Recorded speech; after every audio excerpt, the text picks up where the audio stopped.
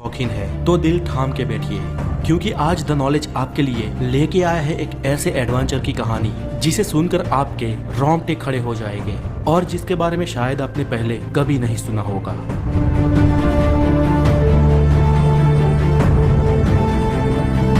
दुनिया के सबसे बड़े शिखर माउंट एवरेस्ट को सर करने की शुरुआत 1921 से ही हो चुकी थी, लेकिन उसकी चोटी तक कोई नहीं पहुंच पा रहा था। और एवरेस्ट की चोटी तक पहुंचना इतना आसान भी नहीं था, क्योंकि वहां तक पहुंचने के लिए बेहद ही मुश्किल और खतरनाक हालातों से गुजरना होता था, क्योंकि 29,028 फीट की इस मंजिल के रास्ते में बहुत सारे मौत के दरवाजे हैं।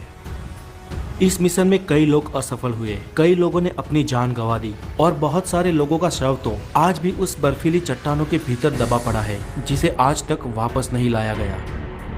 लेकिन फिर भी साहस के शूरवीरों ने हिम्मत नहीं हारी और वो एवरेस्ट की चोटी तक पहुंचने का लगातार प्रयत्न करते रहे। इन कई सारे साहस वीरों में से ही एक थे नेपाल के शेरपा तेनसिंग। सन 1952 में नेपाल के शेरपा तेनसी के दिमाग पर एवरेस्ट को सर करने का जुनून सवार था। तब स्विट्जरलैंड के रेमंड लैम्बर्ट और शेरपा तेनसिंग ने एवरेस्ट को सर करने का प्रयत्न किया था, लेकिन वो उसमें निष्फल साबित हुए थे। 1952 में तेनसिंग और रेमंड लगभग पूरे एवरेस्ट पहाड़ को चढ़ गए थे, लेकिन बेहद कठिनाइयों के चलते उन्हें एवरेस्ट की चोटी से महज 1000 फुट की दूरी से ही वापस आना पड़ा।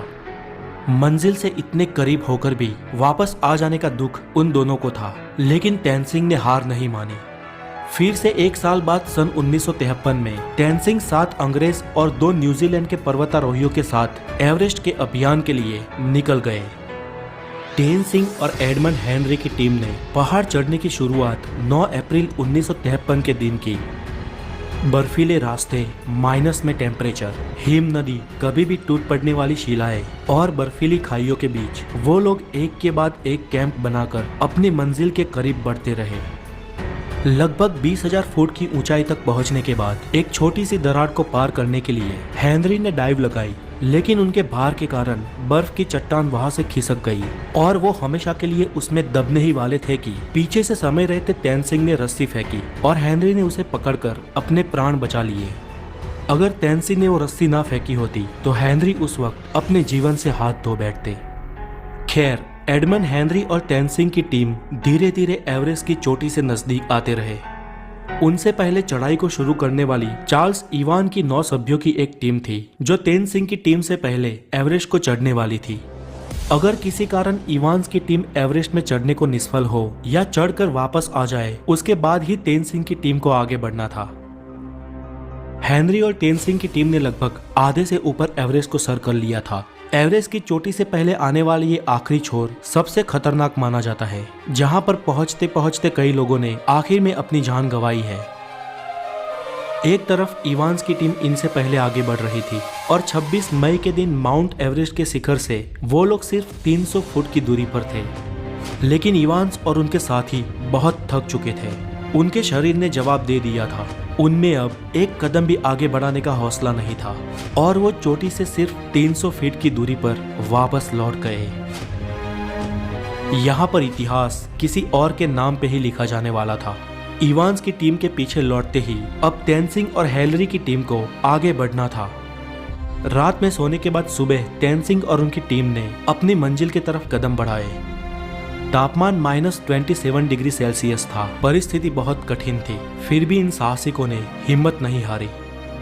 वो कुदरत और अपने शरीर की कठिनाइयों का सामना करते करते एक के बाद एक कदम आगे बढ़ाते गए और सुबह के 9 बजे वो लोग दक्षिण शिखर तक पहुंचे। धीरे धीरे ऑक्सीजन खत्म हो रहा था और अब उनके पास उतना ऑक्सीजन भी नहीं था कि वो इस पूरे अभियान को ठीक से खत्म कर सके। तेनसिंग की गति धीमी हो रही थी, उनके पांव धीरे धीरे भारी हो रहे थे। कुछ यही हाल हेनरी का भी था। हेनरी ने तेनसिंग की तरफ देखा, उनको कुछ समय के लिए रोका और उनके ऑक्सीजन की नली को साफ किया, क्योंकि उनको सांस लेने में भी तकलीफ हो रही थी। वो लोग एक के बाद एक ऐसी आने वाली कठिनाइयों को मार देते रहे और अपने कदम एवरेस्ट की चोटी तक बढ़ाते रहे। और आखिर में 29 मई 1953 के दिन शेरपा तेनसिंग और हेनरी का नाम इतिहास में दर्ज हो गया। जब वो सुबह के 11:30 पर दुनिया की सबसे ऊंची चोटी 29,028 फीट यानी 8,848 मीटर की ऊंचाई पर पहुंचे, तब उनकी खुशियों का कोई ठिकाना नहीं था। ये एवरेस्ट की चोटी के कुछ रियल वीडियोस हैं जो किसी भी इंसान को मंत्रमुग्ध करते हैं।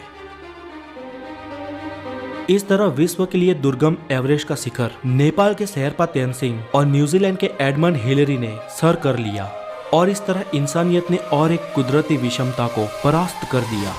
आज के लिए इतना ही, और अगर आपको ये डॉक्यूमेंट्री